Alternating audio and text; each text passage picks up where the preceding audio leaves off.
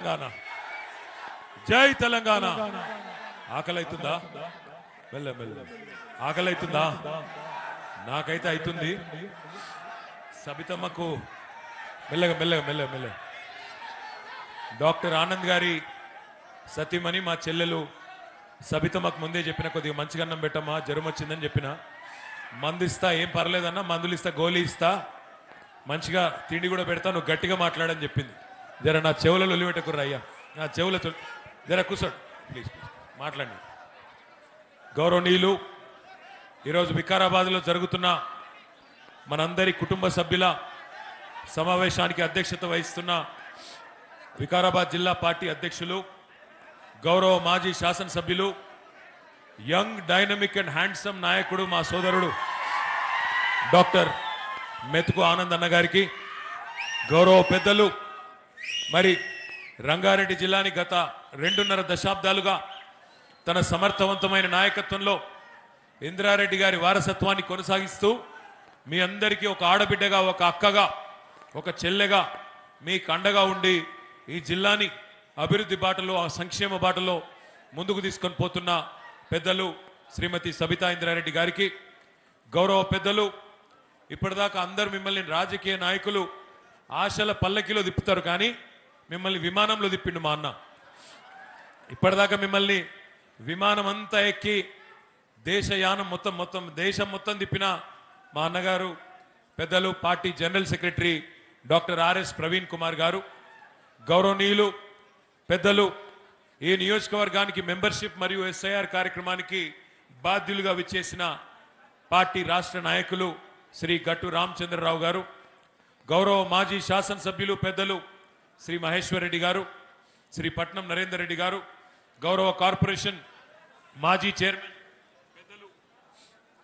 పెద్దలు శ్రీ నాగేందర్ గౌడ్ గారు, గౌరవనీయులు బీసీ కమిషన్ మాజీ సభ్యులు సోదరుడు ఉద్యమ బిడ్డ శుభప్రద్ పటేల్ గారు, అదేవిధంగా వేదికపై ఆసీనులైన గౌరవనీయులైన మరి కౌన్సిలర్లకి, గౌరవ సర్పంచ్లకి, గౌరవ మాజీ ఎంపీటీసీలకి, వివిధ మండలాల పార్టీ అధ్యక్షులకి, సింగిల్ విండోల అధ్యక్షులు, గ్రామ శాఖల అధ్యక్షులు, ఈ కార్యక్రమంలో ఇంత ఓపికగా కూర్చున్న మా అన్నదమ్ములకు, ఆడబిడ్డలకు, పత్రికా మిత్రులకు అందరికీ శిరస్సు వంచి హృదయపూర్వకంగా నా ధన్యవాదాలు, నా నమస్కారాలు తెలియజేస్తా ఉన్నా.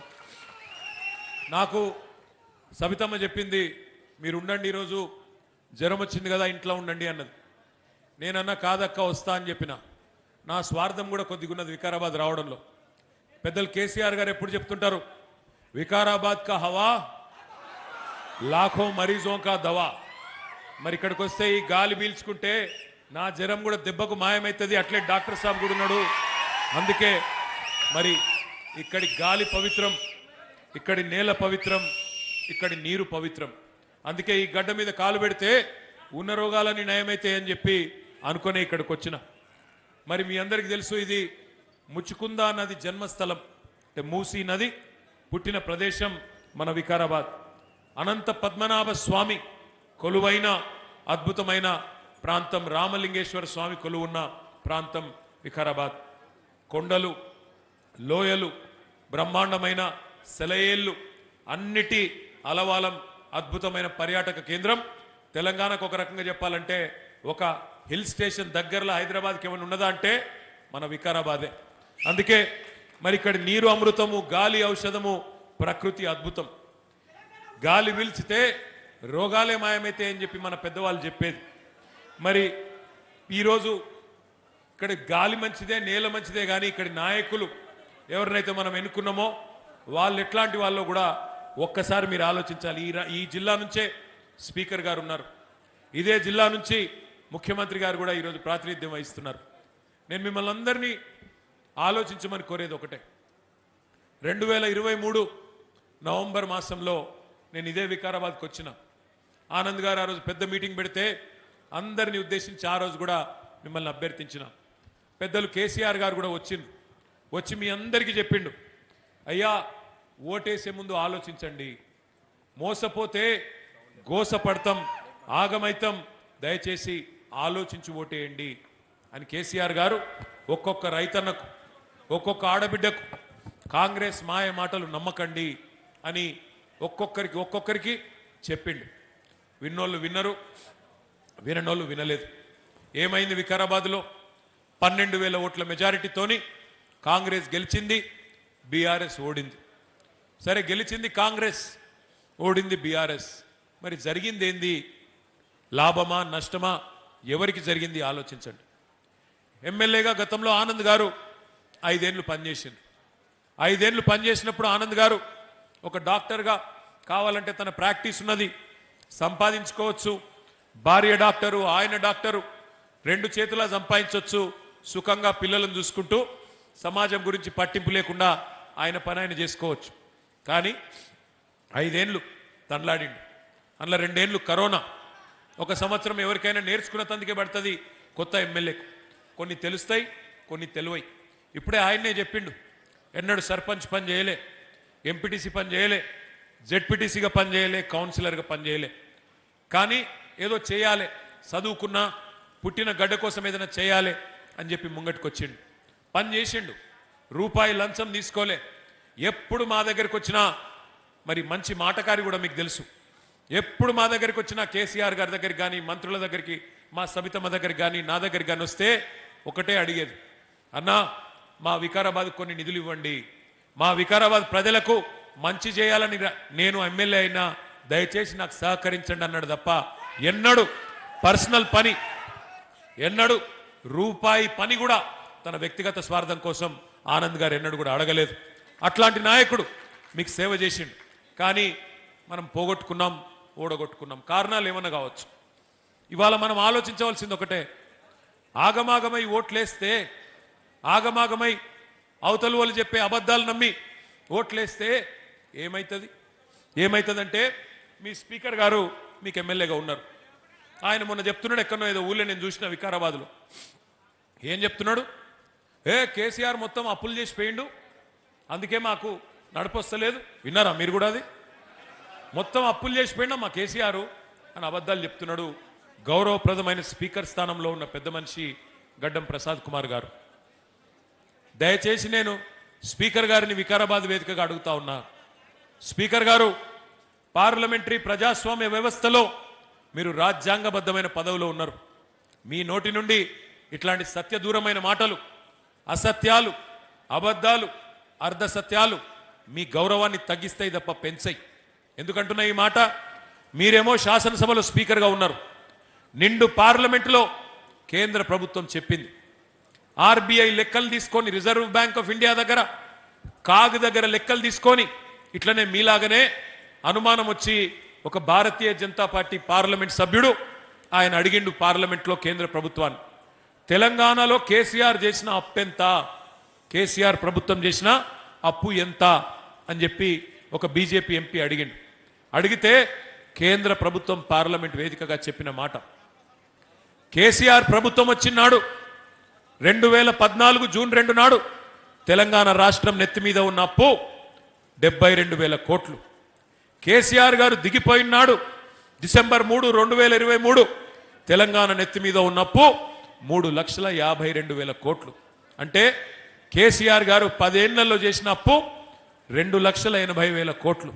సంవత్సరానికి 10 ఏళ్లకు 2,80,000 కోట్లు అంటే సంవత్సరానికి సగటున 28,000 కోట్ల అప్పు. కానీ స్పీకర్ గారు ఏం చెప్తున్నాడు? 8 లక్షల కోట్ల అప్పు అయిపోయింది. ఇంకొక ఆయన డిప్యూటీ సీఎం గారు 9 లక్షలు అంటాడు, ఇంకొక ఆయన 10 లక్షలు అంటాడు. నోటికి ఎంత వస్తే అంత. వెనకటికి ఎవడో తన ముఖం బాగాలేకపోతే అద్దం బలగొట్టిండట ఇంట్లో. ఆయన ముఖం బాగాలేకపోతే అద్దం బలగొట్టుకుంటే ముఖం చక్కగా అయిపోతుందా? ఆలోచించాలి.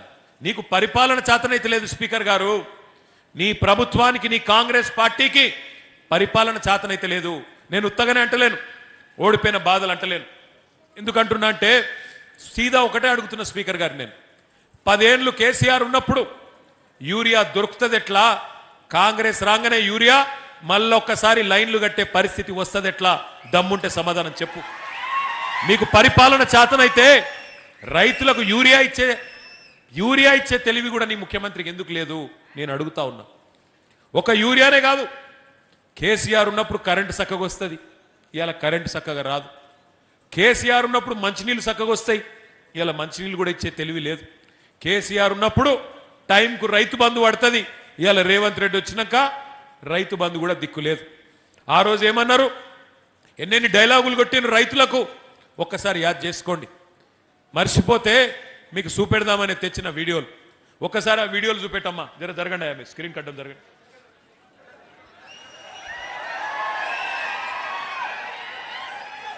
సౌండ్ వస్తలేదు. మళ్ళా పెట్టవా, సౌండ్ వస్తలేదు. వాళ్ళ ముఖాలేం చూస్తాం కానీ సౌండ్ పెట్టు.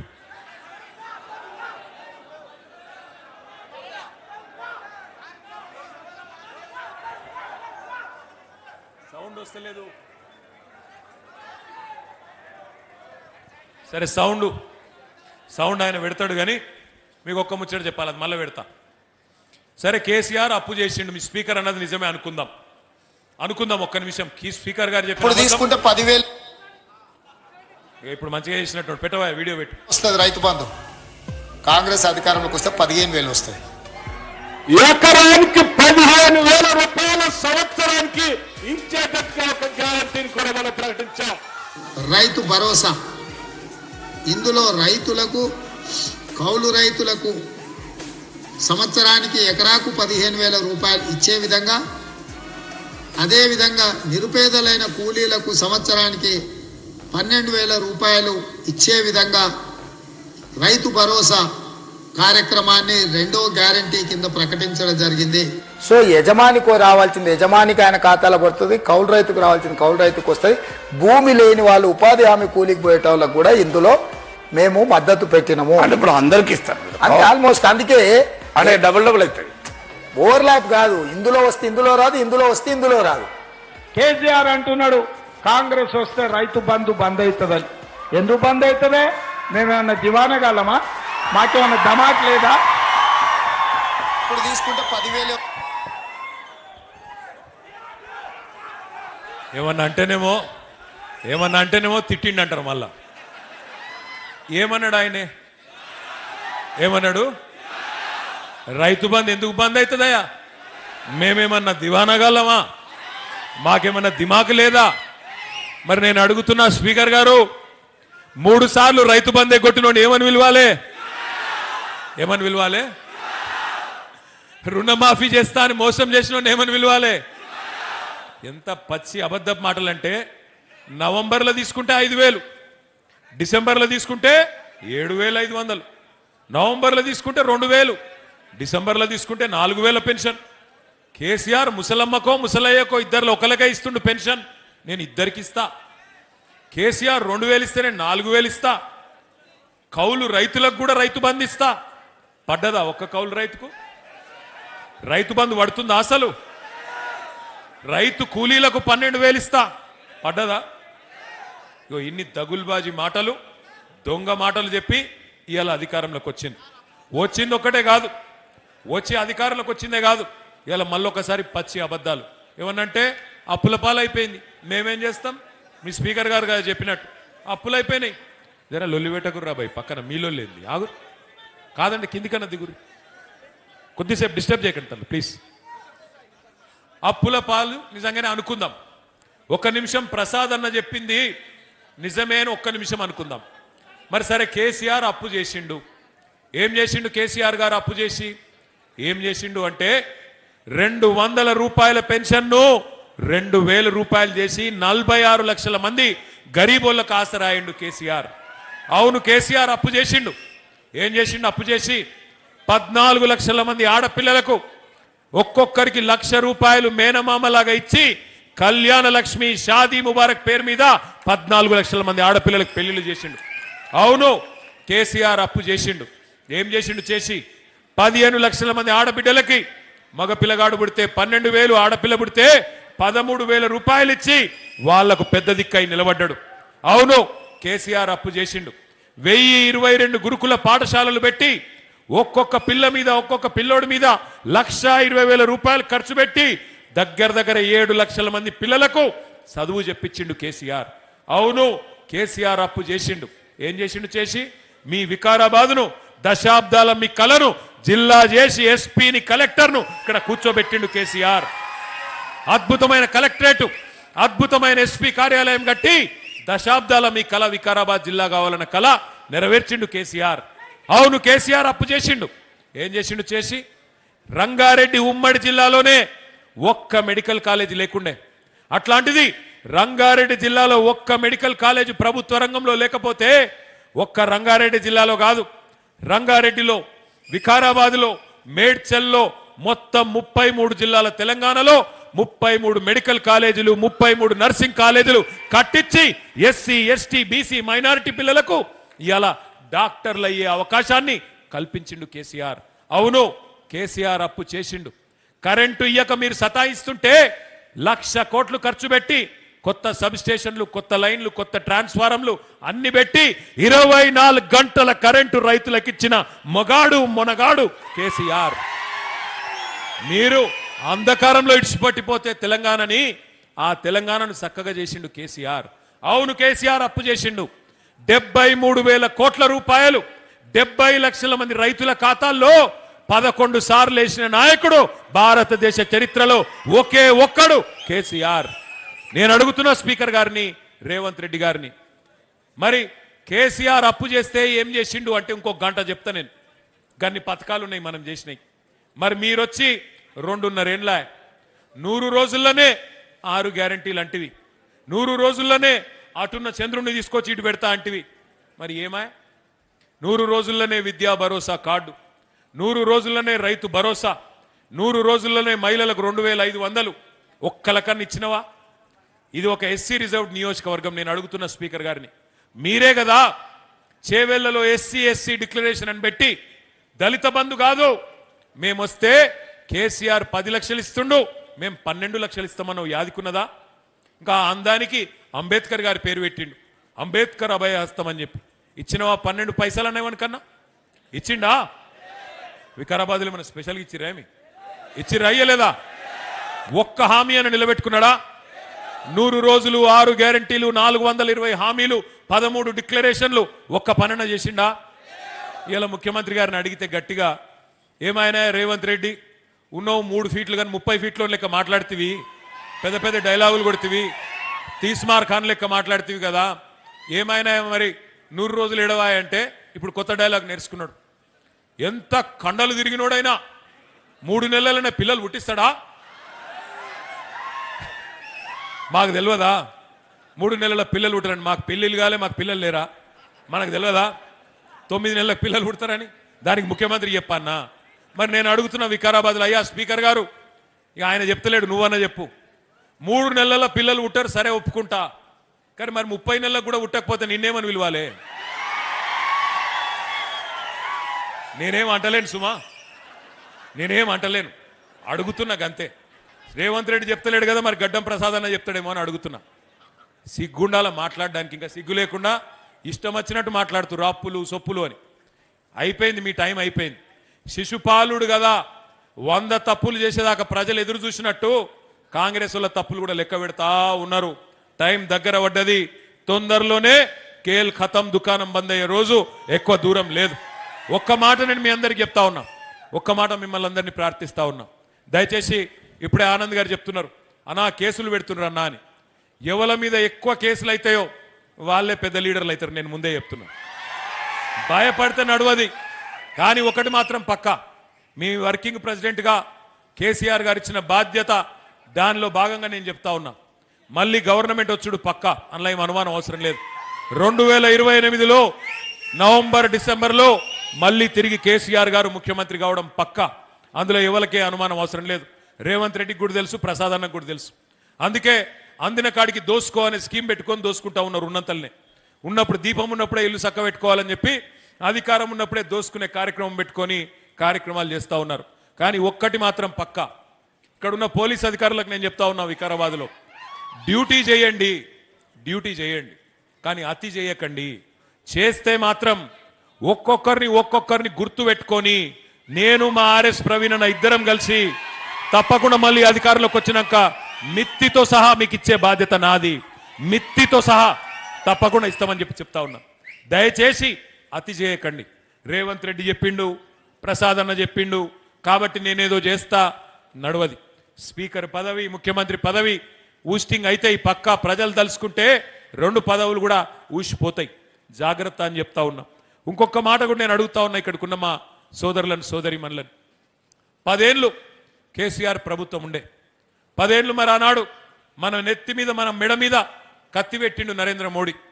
మీ దగ్గర దామగుండంలో ఒక నేవీ రేడార్ స్టేషన్ కడతాం, మరి మాకు 2000 ఎకరాలు ఇయ్యాలి వెంటనే అంటే కూడా మనం ఇయ్యలే. ఎందుకు ఇయ్యలే? ఒకటి, వాళ్ళు చేసే పని మంచి పని కాదు. 12 లక్షల చెట్లు కొట్టేస్తున్నాడు.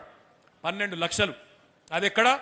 మీ వికారాబాద్ అడవులలో ఎక్కడనైతే చెట్లుంటేనే ఆ చెట్ల గాలితోనే ఇక్కడ ఈ గాలి మంచిదని చెప్పి ఇక్కడికి మరి టీబీ విశ్వవిద్యాలయం కూడా, టీబీ వైద్యాలయం కూడా ఇక్కడ పెట్టినరో అట్లాంటి వికారాబాద్లో 12 లక్షల చెట్లు కొట్టేస్తామంటే కేసీఆర్ గారు ఒప్పుకోలే. నేను ఇయ్యా అన్నాడు, ఇయ్యలే.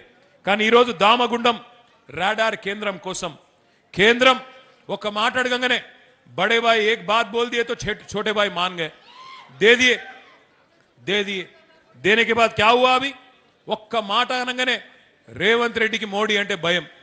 ఎందుకు భయం? మీకు ఎరికే. ఏమైనా గట్టిగా అంటే ఆయన తీసుకుపోయి లోపలేస్తాడు, బెయిల్ మీద ఉన్నాడు, బెయిల్ క్యాన్సిల్ అవుతుంది అని భయం ఆయనకు. భయం ఆయనది. పుసుకున్న మొత్తం 2000 ఎకరాలు అప్పచెప్పిండు. అప్పచెప్పి 2900 ఎకరాలు అలా లక్షల చెట్లు కొట్టేస్తున్నారు. ఇక్కడి పర్యావరణ ప్రేమికులు, ఇక్కడ ఉండే స్థానిక నాయకులు మరి వాళ్ళంతా కూడా కొట్లాడుతూ ఉన్నారు, చెప్తా ఉన్నారు, అయ్యా ఇది మంచి పని కాదు, భవిష్యత్ తరాలకు నష్టమవుతుందంటే వినిపించుకుంటోడు లేడు. మూసీ ప్రక్షాళన చేస్తాడట, మూసీని బాగు చేస్తా అంటోడు. మూసీ పుట్టిన కాడ, మూసీ జన్మస్థలంలో 12 లక్షల చెట్లు కొట్టేస్తాడు ఎవడన్నా తెలివి ఉన్నోడు? భవిష్యత్ తరాల మీద ఆలోచన ఉన్నోడు చేసే పనైనా ఆలోచించండి. నది పుట్టిన కాడ మూసీని ఇక్కడ సంపేసి కిందికి పోయి సుందరీకరిస్తా అంటే అది కమిషన్ల కోసం మాత్రమే అన్న విషయం మనకు తెలియదా? ఆలోచించండి. ఇంకొక మాట కూడా నేను అంటా ఉన్నా, ఇందులో పాపం ఒక్క కాంగ్రెస్దే కాదు, బీజేపీది కూడా ఉన్నది. బీజేపీ కాంగ్రెస్ ఇద్దరు కలిసి ఇవాళ మూసీకి ఉరివేసే ప్రయత్నం, మీ వికారాబాద్ అడవులకు ఉరేసే ప్రయత్నం చేస్తూ ఉన్నారు. తప్పకుండా ఈ విషయం కూడా మీరు ఆలోచించాలని చెప్పి నేను కోరుతా ఉన్నా. 1, 2 ఎన్ని పనులు చేసిండు కేసీఆర్ గారు మీ వికారాబాద్కి? ఒక కొత్త collectorate, SP office, medical college, Ayush ఆసుపత్రి, గిరిజన భవన్ ఇవన్నీ కట్టుకున్నాం. ఇప్పుడే ఆనందన్న చెప్పినట్టు 93 కోట్ల రూపాయలతో ఆనాడు 2023లోనే నన్నే పిలిచిండు, నేను సబితమ్మ వచ్చినాం, ఇక్కడ ఆరోగ్యకి కూడా శంకుస్థాపన చేసినాం. అట్లాగే మీకు తెలుసు మీ ప్రాంతానికి చేవెళ్ళకు కానీ, పరిగికి కానీ, తాండూరుకు కానీ, వికారాబాద్ కానీ ఈ ప్రాంత రైతాంగానికి నీళ్ళిచ్చేదానికి కోట్పల్లి మండలంలో దాదాపు 12,000 ఎకరాలకు, బంట్వారంలో 6,000 ఎకరాలకు, దరూరులో 22,000 ఎకరాలకు, మరపల్లిలో 30,000 ఎకరాలకు, మోమిన్పేటలో 18,000 ఎకరాలకు, వికారాబాద్ మండలంలో సుమారు 10,000 ఎకరాలకు మరి నీళ్ళిచ్చే అద్భుతమైన ప్రాజెక్టు పాలమూరు రంగారెడ్డి ఎత్తిపోతల పథకం. దాన్ని మనం కడుతుంటే దానికి ఖిలాఫ్ కేసులేసిందే కాంగ్రెస్ వాళ్ళు. ఇదే రేవంత్ రెడ్డి, ఇదే కాంగ్రెస్ పార్టీ కేసులేసి ఆపే ప్రయత్నం చేసింది. అయినా 90% పూర్తి చేసినాం.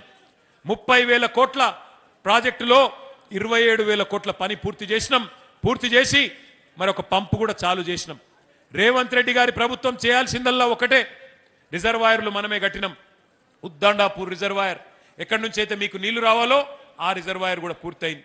నార్లాపూర్, వట్టెం, కరివెన అట్లాగే ఉద్దండాపూర్ అన్ని రిజర్వాయర్లు పూర్తయినాయి. అక్కడ పంపులన్నీ చాలైతే ఉద్దండాపూర్కు నీళ్లు వస్తే ఉద్దండాపూర్ నుంచి కాలువల ద్వారా రంగారెడ్డి జిల్లాకు నీళ్లు రావాలా. 2.5 సంవత్సరాలైంది. 90% పూర్తయిన ప్రాజెక్టును పండుకోబెట్టిండ్రు, పక్కన పెట్టేసిండ్రు. వాళ్ళ బాధల్లా ఒకటే, పాలమూరు రంగారెడ్డి జల్దీ పూర్తి చేస్తే కేసీఆర్ని యాద్ చేసుకుంటారు వికారాబాద్లో, అందుకే వాటిని పక్కకు పెట్టేసిండ్రు. ఇక స్పీకర్ గారి గురించి అయితే నేను చెప్పాల్సిన అవసరం లేదు. ఆయన ధృతరాష్ట్రుడు అయిపోయింది మీ స్పీకర్ గారు. దుర్యోధనుడు రేవంత్ రెడ్డి గారు చేసే దుర్మార్గాలు కనబడతలేవు. ఆయన పుత్ర ప్రేమలో కళ్ళని మూసుకుపోయినాయి. ఎమ్మెల్యేలు మన పార్టీ వాళ్ళు 10 మంది పార్టీలు మారిండ్రు. అందులో ఒక ఆయన అయితే పోయి మళ్ళీ కాంగ్రెస్ పార్టీ బీఫామ్ మీద పార్లమెంట్ కూడా పోటీ చేసిండు. కానీ స్పీకర్ గారికి ఏం కనబడతలేవట. వాళ్ళు కాంగ్రెస్ కండువాలేసుకున్నది కనబడతలేదు, జై కాంగ్రెస్ అన్నది కనబడతలేదు, వాళ్ళు చేయి గుర్తుకు ప్రచారం చేసింది కనబడతలేదు, ఏది కనబడతలేదు అంటే స్పీకర్ గారికి. అట్లాగే మీ వికారాబాద్ రోడ్ల మీద ఉండే పొక్కలు కూడా కనబడతలేవు పాపం.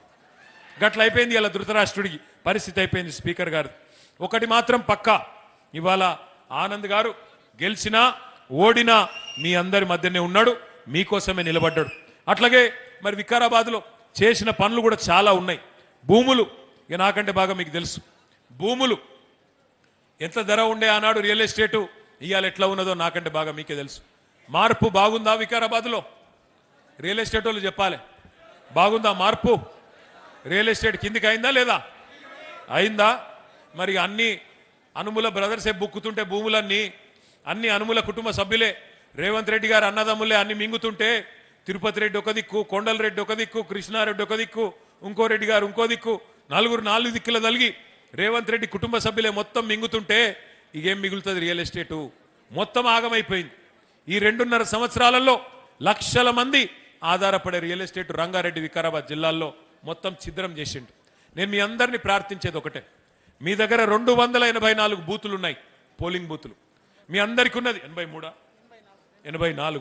84 ఉన్నాయి. మీ అందరి మనసులో ఉన్నది ఒకటే, మళ్ళా కాంగ్రెస్ పోవాలే, కేసీఆర్ రావాలి అనేది ఒకటే ఉన్నది. మరి రావాలి అంటే ఉత్తగా సప్పట్లు కొడితే ఉపన్యాసాలు కొడితే కాదు. ఇంతకుముందు రామచంద్రరావు గారు కరెక్ట్గా చెప్పిండు, 284 పోలింగ్ బూత్లలో మీరు ఒక్కొక్క బూత్లో 10 మంది చొప్పున కమిటీ వేసుకున్నారు. 2840 మంది సోదరులతోని కమిటీలు వేసుకున్నారు. ఆ కమిటీలు ఎస్ఐఆర్ కార్యక్రమం ఇప్పటిదాకా మీకు ప్రవీణ్ కుమార్ గారు చెప్పినట్టు ఎస్ఐఆర్ కానీ అట్లాగే సభ్యత్వ నమోదు కార్యక్రమం కానీ అవన్నీ కూడా మనం సరిగ్గా చేసుకుంటే, మనం మొత్తం అస్త్రశస్త్రాలు యుద్ధం లేనప్పుడే చక్కగా చేసుకుంటే మనకు రేపటి రోజున యుద్ధం వచ్చినప్పుడు పని అల్కగా అవుతుంది. ఆంగ్లంలో ఒక సామెత ఉన్నది, the more you sweat in peace the less you bleed in war. అంటే ఏ యుద్ధము లేనప్పుడు సైనికుడు ఎంత చెమట వడిపితే యుద్ధంలో అంత తక్కువ రక్తం కారుతుంది. అందుకే మనం చేయాల్సిన పనల్లా ఇప్పుడు ఒకటే, ఎస్ఐఆర్లో ఇంటింటికి పోవాలి, బూత్ లెవెల్ ఆఫీసర్ గారితో బూత్ లెవెల్ ఏజెంట్లు పోవాలి. అట్లాగే మెంబర్షిప్ కార్యక్రమం కూడా స్టార్ట్ కాబోతా ఉన్నది. ఒక 2 నిమిషాలు మీకు ఆ మెంబర్షిప్ యాప్కి సంబంధించిన స్లైడ్లు కూడా నేను చూపెడతా. ఒకటే నిమిషం అది పెట్టాలమ్మా. మెంబర్షిప్ది పెట్టాలి.